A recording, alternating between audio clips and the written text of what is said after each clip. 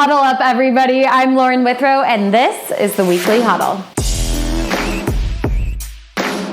Michigan State fans might have more to be scared about this Halloween than just witches and ghosts. They're headed to the school down the road to take on the number 13 Michigan Wolverines. The two in-state rivals will be battling it out for the 67th Paul Bunyan Trophy. Right now, Michigan holding the record 38-27-2 over the Spartans. The Wolverines have taken the trophy home the last 2 years, in 2018 in East Lansing and last year in Ann Arbor.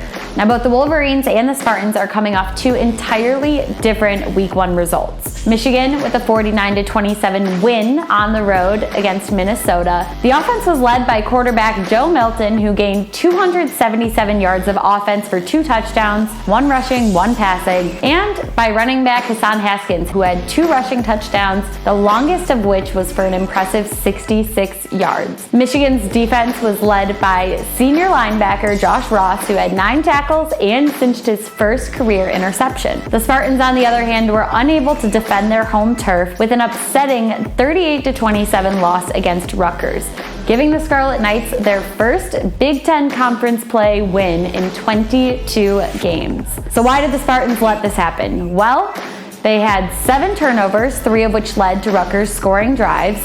They ran for only 50 yards on 39 carries, and they had 7 penalties, giving up an additional 62 yards. Michigan State's quarterback Rocky Lombardi completed 31 of 44 passes for 319 yards and 3 touchdowns, but the highlight of the game for the Spartans had to have been when sophomore wide receiver Jaden Reed had a 50-yard touchdown reception in the first quarter. While this might be his first year as a head coach for the Spartans, Mel Tucker is no stranger to a Michigan rivalry.